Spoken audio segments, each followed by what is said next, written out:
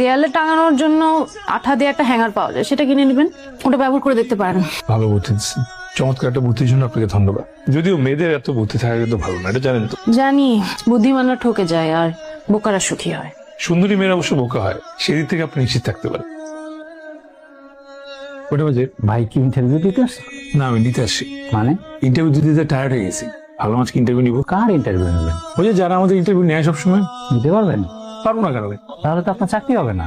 এমনি কোথায় হচ্ছে, এমনি হবে না, অমনি হবে না। যদি অপমান করে? আরে ভাই, যুদ্ধের ময়দানে যাচ্ছে, অপমান অপদস্থ করবেন, এটা হতেই পারে না। এক্সাইটিং কিছু হয়ে যেতে পারে ভাই। ইন্টারভিউ নিতে যাচ্ছেন, এটাই তো এক্সাইটিং। মিস্টার আসিফ সাহেব। আমার ডাক পড়ছে, আমি যাই। আসসালামু আলাইকুম। ওয়ালাইকুম আসসালাম। আপনার নাম? সাজ্জাদ চৌধুরী। আপনার নাম? হারুন রশিদ। তাহলে ইন্টারভিউ কি আপনারাই নিচ্ছেন? কেন বলুন তো? এবার যারা ইন্টারভিউ নিবে তাদের সাথে আমার কিছু কথা ছিল। ঠিক আছে বলুন। চাকরি কয় ঘন্টা করতে হবে? 8 ঘন্টা। বেতন কত? বেতন আলোচনা সাপেক্ষে নির্ধারণ করা হবে। তো অফিস টাইম কটা থেকে কটা পর্যন্ত? 9টা থেকে 6টা।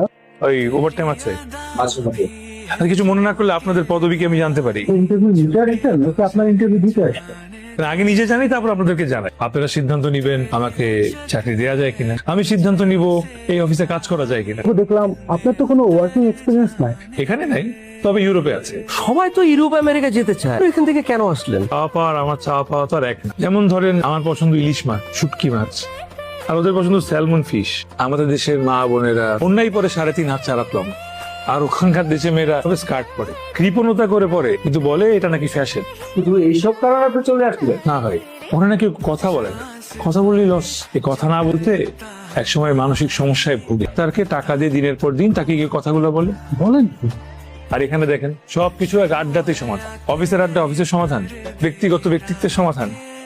আর ওদের আড্ডা নাইতে বন্ধুত্ব নাই, আর বউ আর ওই যে কাজ, লাভ লসের পাল্লায় মারতে থাকে। আচ্ছা, তাহলে আমাদের ইন্টারভিউ এখন এটার বিষয়টা কোথায় দাঁড়ালো? আচ্ছা জানিয়ে দেওয়া হবে, পুরো ইন্টারভিউটা শেষ হোক, আপনি আজকে আসতে পারেন।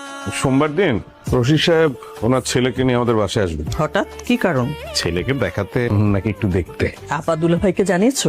হ্যাঁ জানিয়েছি, আর তারপর তুমি একটু অনন্যার সাথে কথা বলে নিও। ছেলের খোঁজ নিয়েছো নাকি? আগে ওরা খোঁজ খবর করুক, তারপরে তো আমরা। আসসালামু আলাইকুম। ওয়ালাইকুম আসসালাম। আচ্ছা, মোজাম্মেল সাহেবের বাড়ির ভাড়াটিয়া তো আপনি, তাই না? মোজাম্মেল সাহেব আমার আঙ্কেল হন। ওনার এক ভাগ্নি আছে না, কি যেন নাম তার, অনন্যা। এটা কেমন? খুব ভালো। আপনি কিভাবে বুঝলেন? দলমত নির্বিশেষে হেসে হেসে কথা বলে, সবার সাথে এসে কথা বলে? যে অর্ধেক হেসে অর্ধেক রেখে কথা বলে। এটা আবার কি রকম কথা? ধরেন এখন হাসলো, এরপর মনে করে হাসলো একটু। আচ্ছা ভাই, আপনার স্ত্রীর সাথে কি একইভাবে কথা বলে? কি বলেন?